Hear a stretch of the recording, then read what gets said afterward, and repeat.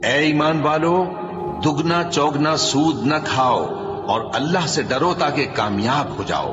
اور دوزخ کی آگ سے بچو جو کافروں کے لیے تیار کی گئی ہے، اور اللہ اور اس کے رسول کی اطاعت کرو تاکہ تم پر رحمت کی جائے، اور اپنے پروردگار کی بخشش اور اس بہشت کی طرف لپکو جس کا عرض آسمان اور زمین کے برابر ہے، اور جو پرہیزگاروں کے لیے تیار کی گئی ہے، جو آسودگی اور تنگی میں اپنا مال اللہ کی راہ میں خرچ کرتے ہیں اور غصے کو روکتے اور لوگوں کے قصور معاف کرتے ہیں، اور اللہ نیکوکاروں کو دوست رکھتا ہے۔